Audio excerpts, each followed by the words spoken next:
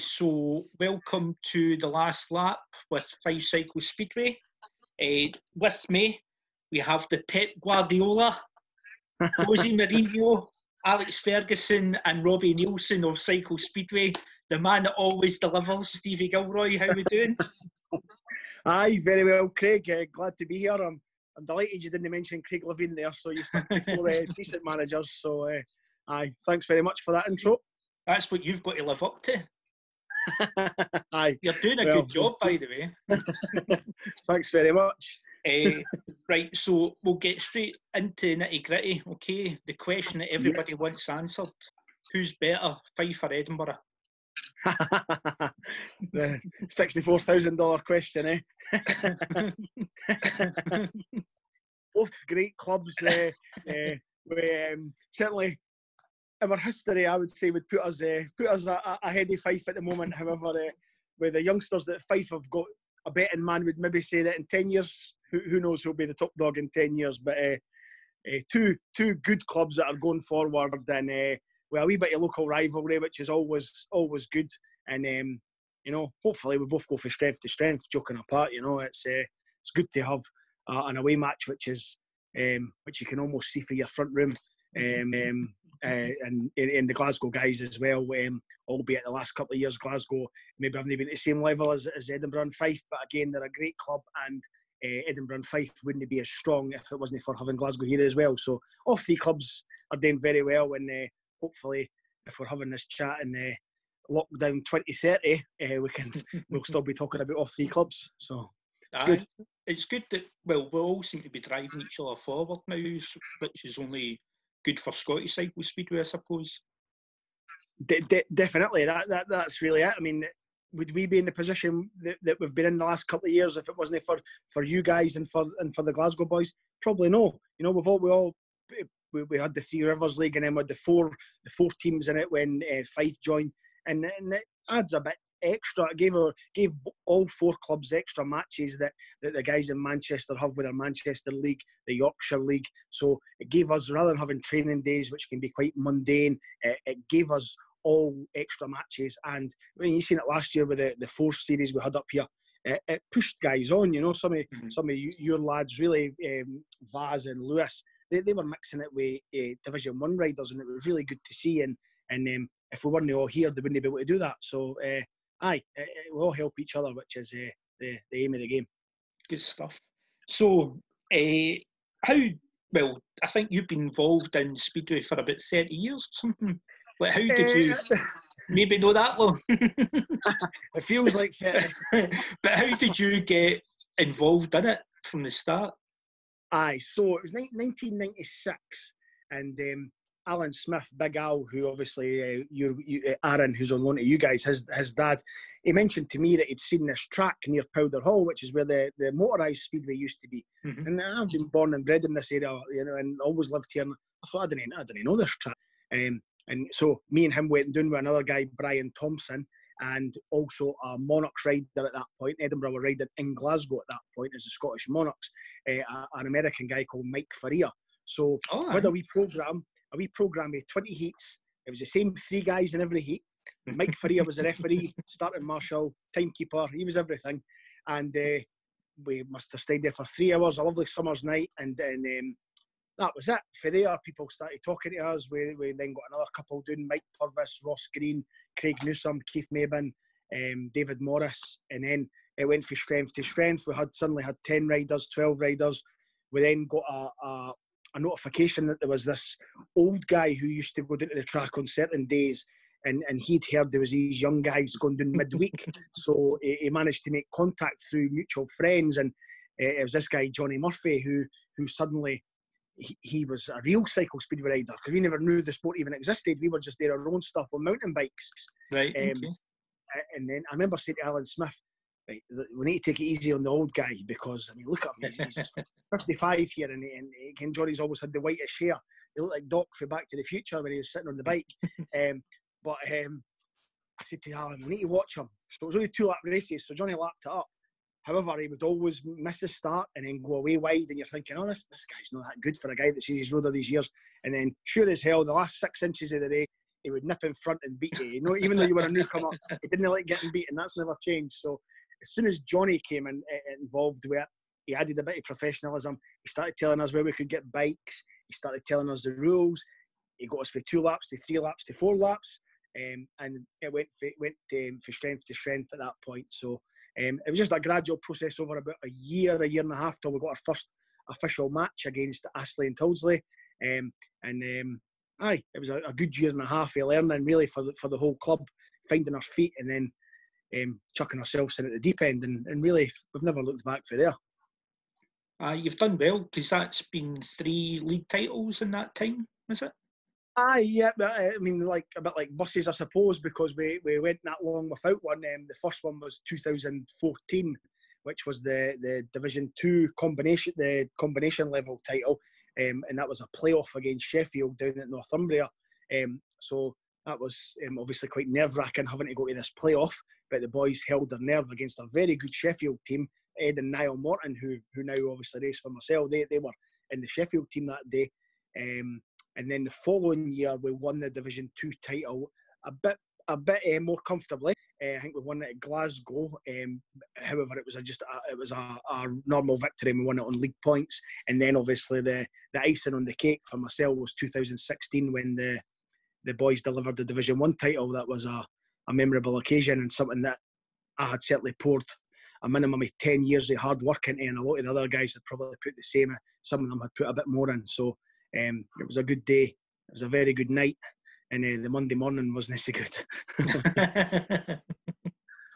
So it started, before it became Edinburgh Falcons, it started as, was it Scotia All Sorts or something like that? Yeah, Where did that name come from? So it was Davy Baxter had his idea. So Davy kind of came with Johnny at that point and had wanted to get us involved with the wasn't it British Cycling, and it was the Cycle Speedway Council. So it was all run by Cycle Speedway guys. But he wanted us to affiliate to that, and he wanted us to be able to apply for funding and everything like that. So Glasgow didn't have a club.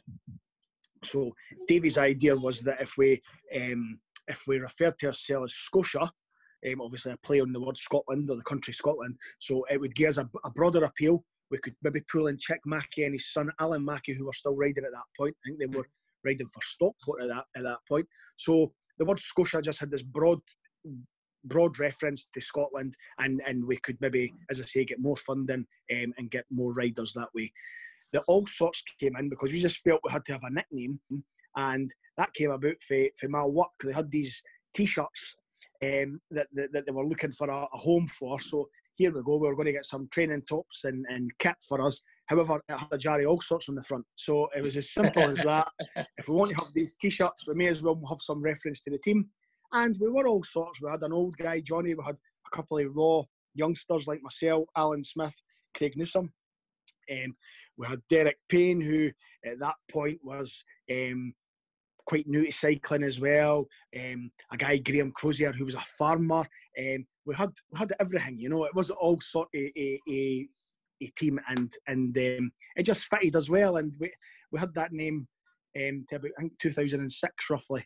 It then became the Edinburgh Falcons. So where did all these guys go to then? Why are they not involved? Aye, well, I know, and a lot of them still go to the Speedway. They were, as I say, a couple of them were a bit older, and they still come down to watch, and they've just, a couple of them had families, and priorities changed. You know, Mike Purvis was a great rider, and then his son and daughter came along, and I think Mike would have been delighted if his son had wanted to race Cycle Speedway. However, he wanted to play football, so that kind of ended any chance that we had Mike coming back. Brian Morris, Brian just become a wee bit, a couple of injuries, and then he felt he was too old to mix it at that level again.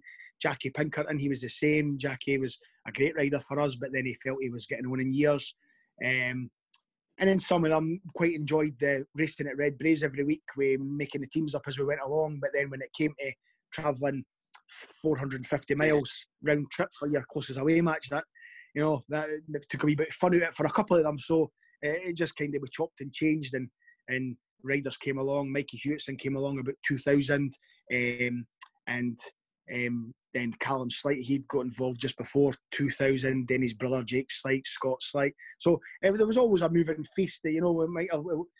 Sometimes when you lost 5, you only gained 4, and probably the club was in a dark place for a couple of years in the mid 2000s. However, I think we're out of that at the moment. But as I say, the idea always is if you're losing 2 or 3, then try and get 4 or 5. But it's not as easy as that. Well, hopefully, everybody seems to have grown their membership up in Scotland anyway, so hopefully that continues. I mean, you've taken on a few of the Northumbria boys, so yeah. Are you going to join that over 60s league now that you've got all of them? And Jason Keefe's still got a wee while to go, yeah. But I think Terry would do very well in the over 60s league. He does well in the normal league. So, the Northumbria guys are all great guys, and we've kind of been there. We've not been there personally, but we'd seen Edinburgh going there. Johnny had spoken about when Edinburgh Cycle Speedway ended, and you've got this track, you've not got anybody to race with. So certainly when Northumbria withdrew for the league, here was an ideal opportunity to keep these 3 or 4 enthusiasts and great riders, keep them racing and keep them involved. And that can only benefit our youngsters. It benefits the club, and it benefits the guys. So it was a win all round for that arrangement. So what do you enjoy about Cycle? I know that you're involved in the motor version of Speedway as well, like going and seeing the Monarchs and all that kind of stuff. But what keeps you continuing in the sport? Is it to strive for that other league title kind of thing? Or? Aye, I mean, sorry, excuse me. Probably the first league title was certainly something that we strived for.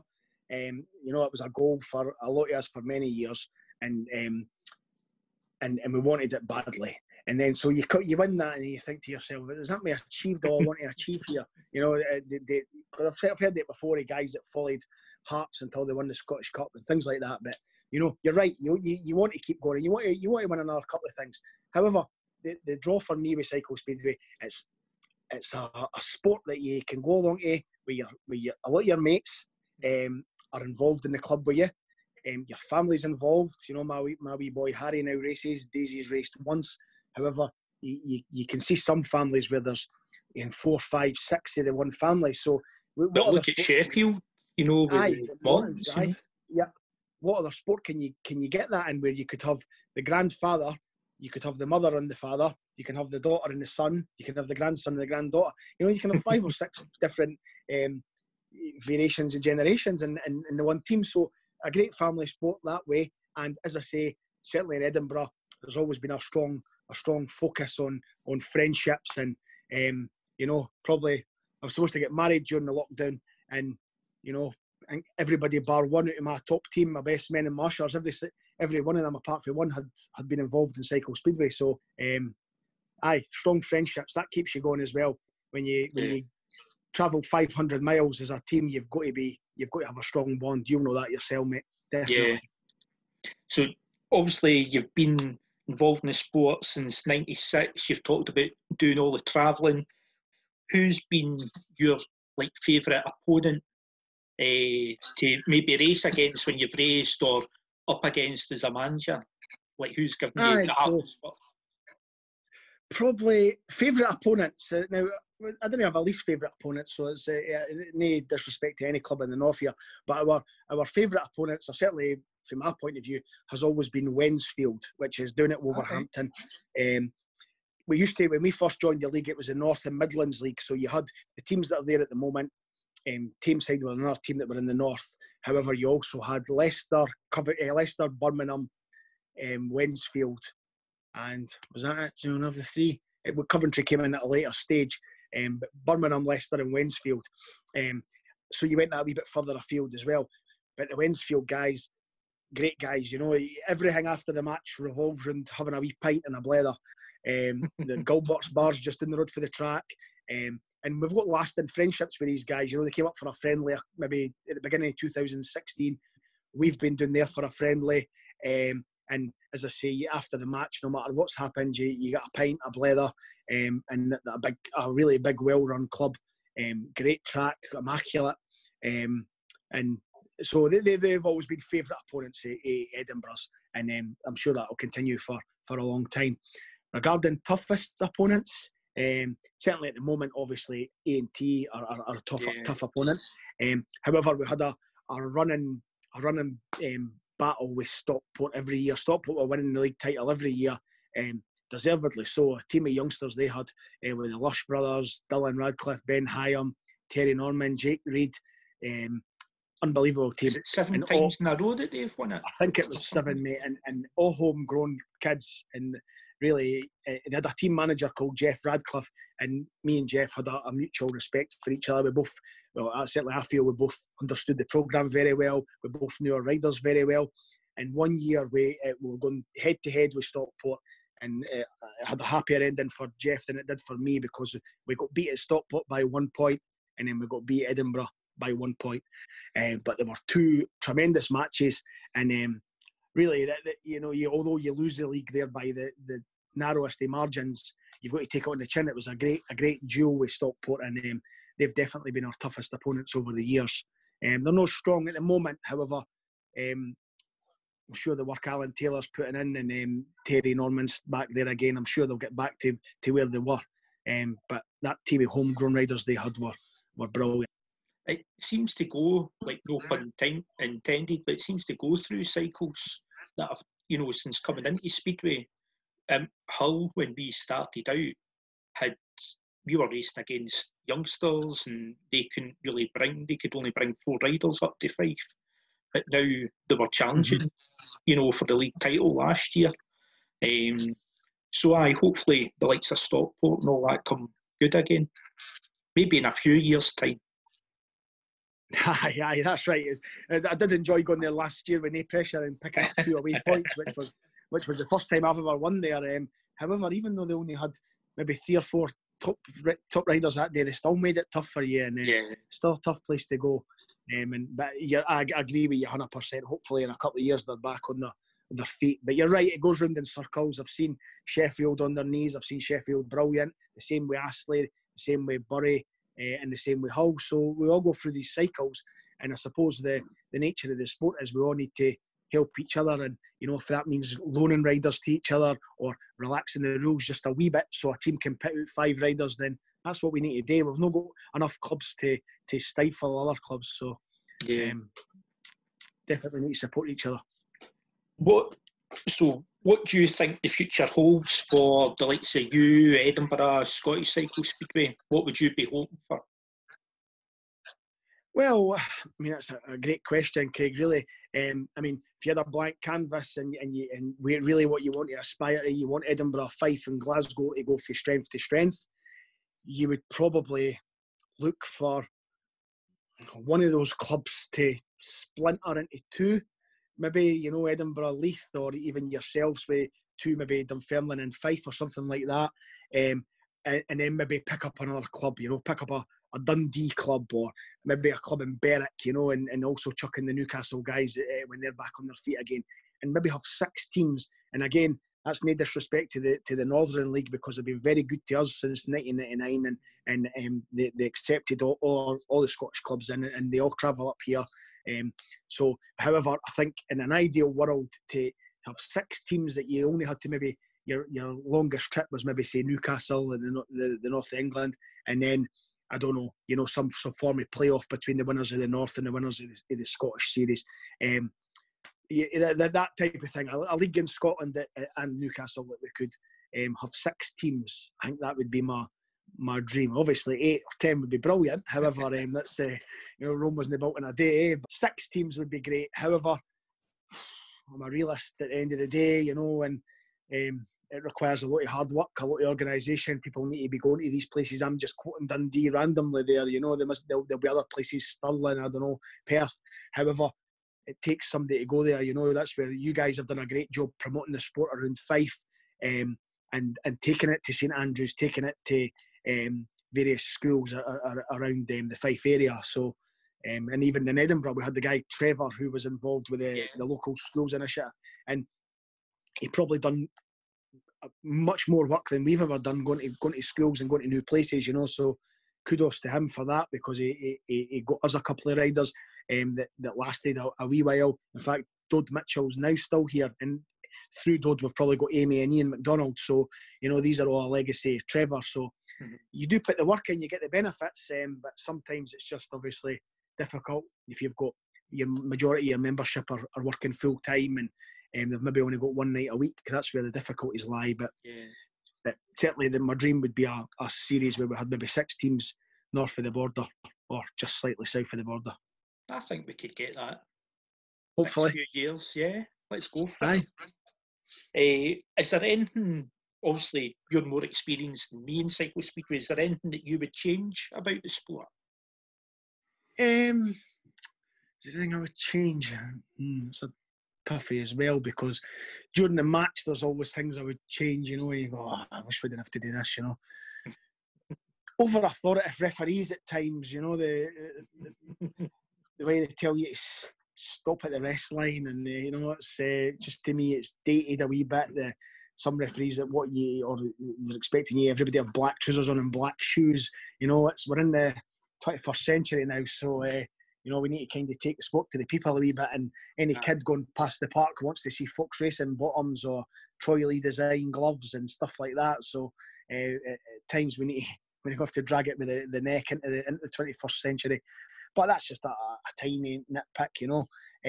On the whole, it works well, you know. Scoring's simple. There's an emphasis on team riding. I suppose the overly excessive slow riding could be doing with getting nipped in the bud at times. However, it probably goes on everywhere, really, and certainly it goes on the better the level of racing, it seems to go on more, because these guys are skilled to do it, which is great when it works well. However, sometimes you see a wee kid who's only 13, 14 and he's snaking all over the place, you know. That's a wee bugbear of mine. But on the whole, the sport, I think, you know, happy the way it works. I thought when they brought in the playoffs a couple of years ago, where the winners of all the regions go to a track at the end of the season, that's good. You know, some of the bigger clubs didn't like it because they lost the Elite League racing. You know, I don't know why both can't work. You know, why they can't have the Elite League, or we can't have the British Team Cup still. You know, Birmingham were big pushers for that, and so I don't know why we can't have everything, you know. Yeah. But I suppose dates are restrictive at times, but certainly on the whole, it works well, mate. You know, quite happy with the model we've got. So that probably leads into my last question. You've probably answered it to an extent. So somebody new coming to track, why should they take up the sport? So why should they get on a bike and take part in Cycle Speedway? So it's a good way to keep fit. It's competitive. You're not going to get a more competitive sport really in your life. That going from zero to absolutely everything when that wee bit of ribbon just flies past your nostrils is you don't get many sports like that. You can race it with your dad, you can race it with your mum, your granny, your granda, like we've spoke about, your wee sister, and your pals. You can get your pals along. You can travel 20 miles to have a match, or you can have a day and go the full hog and travel 500 miles. You know, it's a great sport, good team sport as well, and it has individual aspect to it, so it covers all bases there. And people look after each other in Cycle Speedway.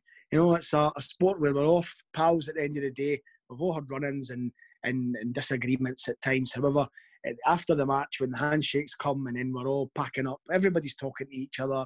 And as I said about Wednesfield, they're lucky they've got a pub down the road. But I'm sure if there was a pub at the corner of every track, then that's where we'd all be at the end, just chatting about the match, maybe having a pint or a juice, and then on our way and looking forward to the next time we race each other. So a great sport with family and friendship built in, and to me that's a winner. And I just wish we could get more people buying into that.